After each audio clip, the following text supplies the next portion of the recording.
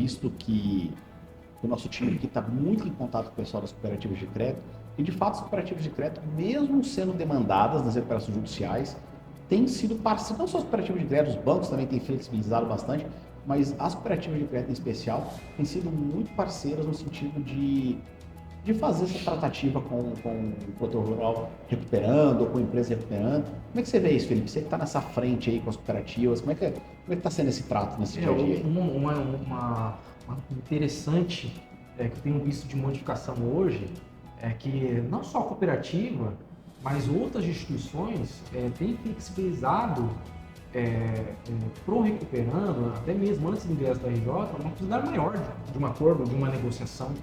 Né? Então, a gente tem visto, frente a esse cenário que o Brasil se enfrenta, qual a Selic, e o fato de você receber antecipadamente uma maior flexibilidade nos pagamentos. Até porque a empresa recuperando vai precisar operar com instituição financeira, né? O cara não vai poder sobreviver sem operar com alguém. E aí, você acha que a cooperativa ou a instituição que flexibiliza tem mais chance? Exatamente. Aí que a gente entra, né? Como intermediador do negócio, com o produtor, com o recuperando e também com a instituição financeira, cooperativa de crédito, de intermediar essa negociação.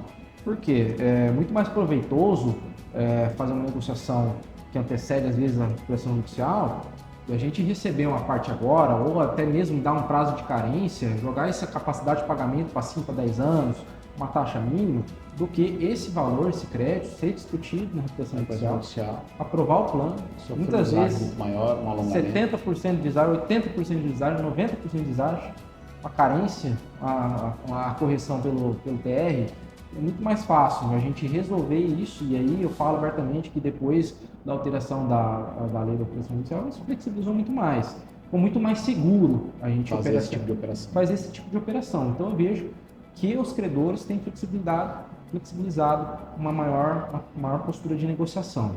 Fato é, quem corre primeiro, quem chega primeiro, quem negocia primeiro, tem a chance maior de receber ou de fazer um ajuste ou uma renegociação que possa permitir que esse crédito seja resolvido de uma maneira diferente. José, é muito interessante o seu ponto, que realmente as cooperativas elas têm buscado a composição com um devedor.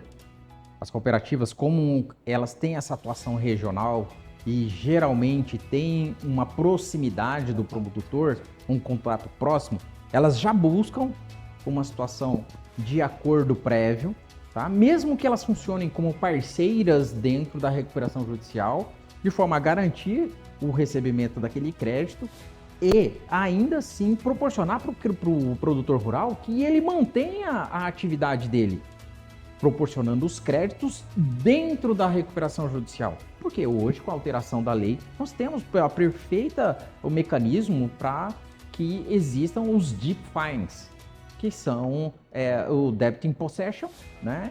Que é o financiamento do recuperando dentro da recuperação judicial. Felipe, uma pergunta para você agora, você que está bem nessa frente aí. A gente falou aquela hora sobre a questão do ato cooperativo e tal, isso é bastante interessante.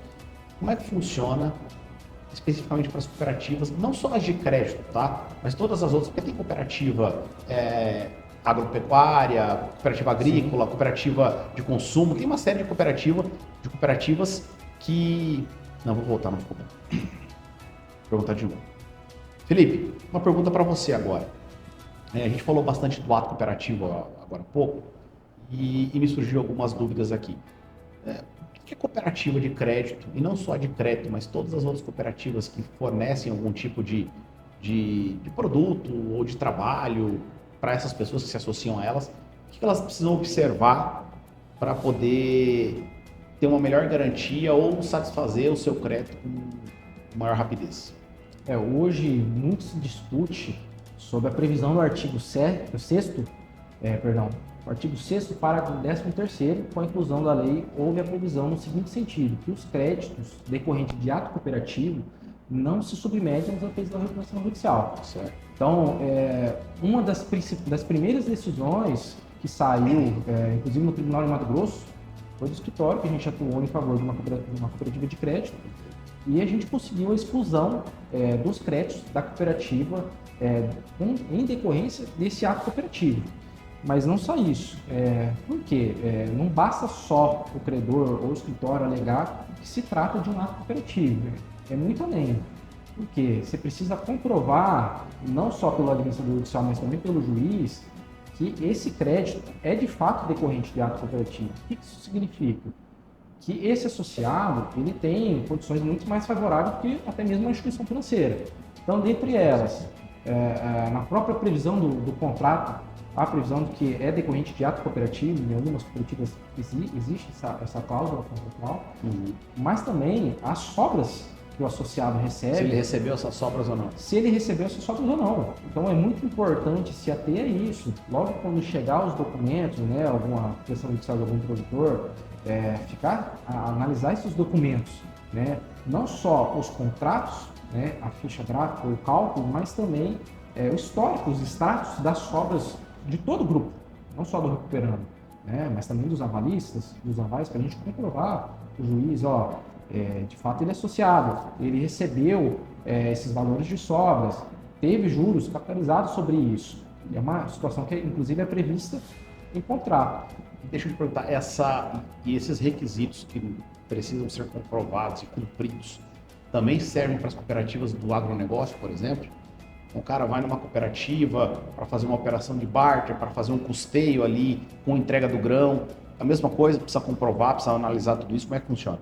Sim, é a mesma situação, né? Dependendo, a gente falando aqui de cooperativa de crédito, né? Mas as cooperativas de insumo, cooperativa de transporte, qualquer documentação que comprove que de fato ele é um associado, ele faz parte da cooperativa, ele, nessas operações de barter até mesmo, né, isso comprova que se trata de um ato cooperativo. Então, toda essa análise tem que ser feita na habilitação e divergência. Então, veja, não basta só você fazer a alegação, a previsão do é cooperativa, então é extraconcursal. É cooperativa, só isso aí não basta, tá? Só isso hoje não basta. Então, é um tema que ainda o STJ ainda não se manifestou, ainda estamos aguardando isso, mas assim, vários e vários tribunais já possuem um entendimento consolidado de que esses créditos decorrentes de ato cooperativo não se submetem à recuperação judicial. Então, inclusive, por exemplo, eu vejo hoje que os tribunais estão focando muito mais nessa atuação de recuperação judicial, oferecendo cursos para os magistrados sobre recuperação judicial.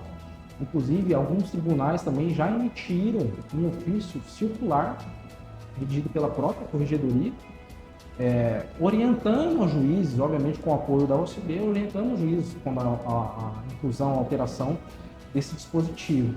Então é um trabalho que a gente tem feito, mas não só nesse trabalho técnico, né, mas também de divulgar isso para as cooperativas, ter o apoio, né, da OCB, o apoio também, o contato com os tribunais, com a corregedoria, de levar e trazer isso ao conhecimento, né, a atuação diferenciada da cooperativa em prol dos associados e da região de atuação. Sim.